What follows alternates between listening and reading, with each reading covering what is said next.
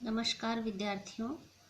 आज हम ऐतिहासिक वस्तुनिष्ठा या हिस्टोरिकल ऑब्जेक्टिविटी के बारे में जानेंगे। ऑब्जेक्टिविटी इतिहास में कैसे संभव नहीं है या उसके क्या समस्याएं हैं और उसकी ऑब्जेक्टिविटी की इतिहास में क्या आवश्यकता है, ये हम देखेंगे। वैज्ञानिक विधा में निष्ठावान इतिहासकारों की अवधारणा है कि वे इतिहास के स्वरूप के निष्कर्ष को सार्वभौमिक तथा सर्वकालिक बनाने के लिए सतत प्रयत्नशील है।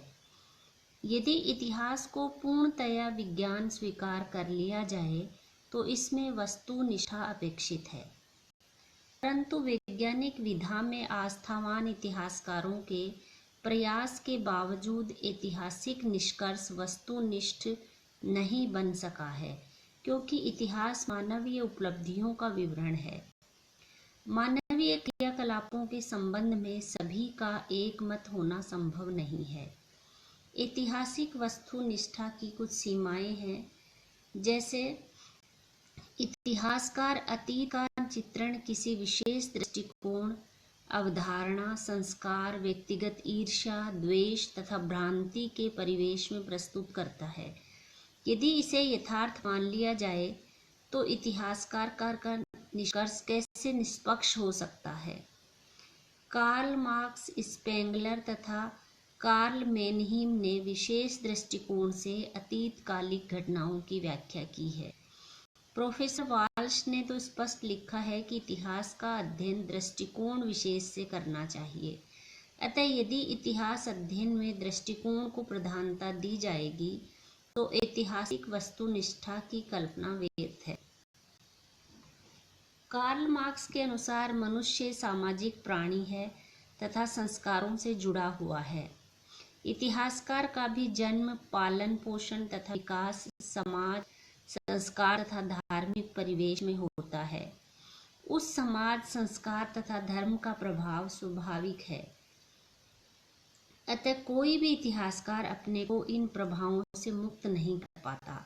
संस्कार तथा सामाजिक वातावरण के कारण ही अरब, यहूदी, हिंदू, मुस्लिम, रूसी, अमेरिकी इतिहासकारों में मतभेद है। कार्ल बेकर के अनुसार इतिहास अतीतकालिक घटनाओं का सर्वांगीण विवरण है, परंतु अतीत की घटनाओं का वर्णन प्रत्येक युग का इतिहासकार समान रूप से प्रस्तुत नहीं करता। प्रत्येक पीढ़ी का इतिहासकार अपने युग के आवश्यकता अनुसार इतिहास लिखता है। दास प्रथा किसी युग की सामाजिक आवश्यकता थी और वर्तमान में सामाजिक अभिशाप। इतिहास का स्वरूप प्रत्येक युग में परिवर्तनशील रहा है, अतः इतिहास में वैज्ञानिक वस्तुनिष्ठा संभव नहीं है। इतिहास में किंवदंतियां किसी युग में प्रमाणिक तथा मान्य थी, किंतु अब वे मानव इतिहास की उपेक्षित वस्तु सामग्री बन गई है। उसी प्रकार वर्तमान कालिक ऐतिहासिक प्रामाणिकता तथा मान्य तथ्य भविष्य में उपेक्षित हो जाएंगे। 2+2=4 सार्वभौमिक तथा सार्वकालिक तथ्य है। ऐतिहासिक वस्तुनिष्ठा का स्वरूप सार्वभौमिक तथा सर्वयुगीन नहीं हो सकता है। इतिहास में वस्तुनिष्ठा का समावेश यदि असंभव नहीं तो कठिन अवश्य है। बियर्ड ने स्पष्ट लिखा है कि इतिहास का प्रत्येक छात्र भली भांति जानता है कि ऐतिहासिक तथ्यों के चयन में इतिहासकार द्वेष, भ्रांति, व्यक्तिगत रुचि, सामाजिक वातावरण तथा आर्थिक परिस्थितियों द्वारा प्रभावित होता है। उसके द्वारा ऐतिहासिक नियम तथा विधाओं की उपेक्षा स्वाभाविक है। औरंगजेब के संबंध में सैयदुनाथ सरकार तथा फारूकी की रचनाएं व्यक्तिगत भावनाओं से प्रभावित है। इसी प्रकार इतिहास में वस्तुनिष्ठा का प्रयास संदिग्ध हो जाता है। J.A. रॉबिन्स ने स्पष्ट लिखा है कि आधुनिक इतिहासकारों द्वारा संकलित ऐतिहासिक सामग्री का प्रयोग अपने युग के आवश्यकता अनुसार किया जाता है। इस प्रकार इतिहास की पुनर्रचना प्रत्येक युग की सामाजिक आवश्यकता के अनुसार होती है। एडवर्ड मेयर ने तो इतिहास लेखन में समसामयिक सामाजिक आवश्यकता को प्रधान माना है। क्रोचे ने कहा है कि मनुष्य की आत्मा अपने युग के प्रति संवेदनशील होनी चाहिए। इतिहास की निरंतर पुनर्रचना इस आवश्यकता का प्रत्यक्ष परिणाम है। गार्डिनर के अनुसार सामाजिक आवश्यकता का कोई मापदंड नहीं है। एक ही ऐतिहासिक तथ्य की उपयोगिता तथा अनुपयोगिता विभिन्न युगों में बदलती रहती है।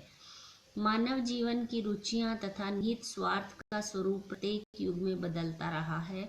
उसमें समता तथा एकरूपता की आशा एक महान भूल है।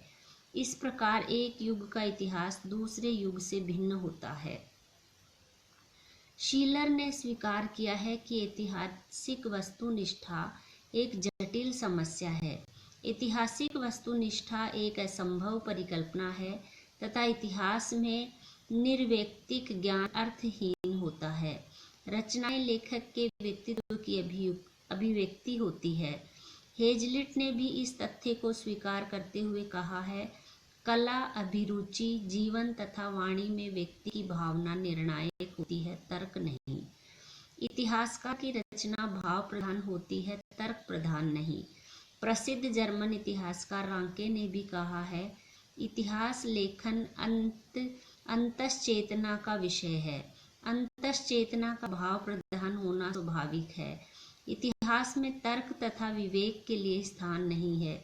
जेपी गूच ने इस तथ्य को भी स्वीकार करते हुए कहा है कि हाड़मास से बने लेखक के व्यक्तित्व की अभिव्यक्ति मुद्रित पृष्ठों में होती है। अतः व्यक्तिगत भावनाओं को इतिहास लेखन से अलग कर वस्तुनिष्ठ बनाना एक असंभव प्रयास होगा।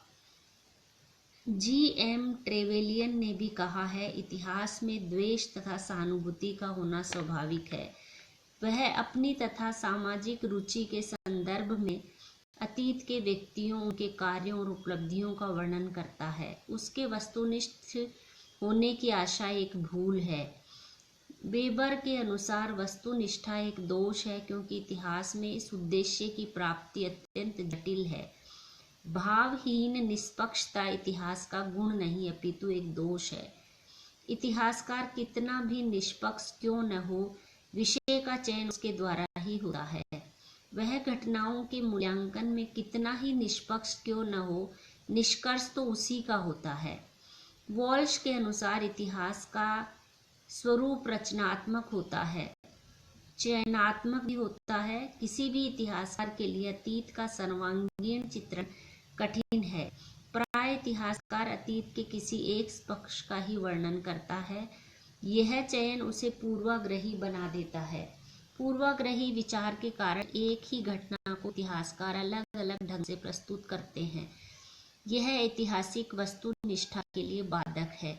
ऐतिहासिक वस्तुनिष्ठा में धर्म तथा जाति भी कठिनाई उत्पन्न करते हैं। इतिहासकार अपने को धार्मिक तथा जातिगत आग्रहों से मुक्त नहीं कर पाता। इतिहासकार का संपूर्ण वस्तुनिष्ठ नहीं हो सकता। इतिहास के कुछ अंश को वस्तुनिष्ठ बनाया जा सकता है, जैसे आर्थिक इतिहास। मेंडेलबाम के अनुसार ऐतिहासिक न्याय मूल्य परक होता है, अतः इसे वस्तुनिष्ठ स्वीकार करना संभव नहीं है। इतिहासकार सांस्कृतिक तथा व्यक्तिगत दृष्टिकोण से इतिहास की व्याख्या करता है। सामाजिक मूल्यों का स्वरूप स्थायी तथा स्थिर न होकर प्रत्येक युग में परिवर्तित होते रहते हैं। परिवर्तित सामाजिक मूल्यों का प्रभाव इतिहासकार के दृष्टिकोण पर पड़ता है।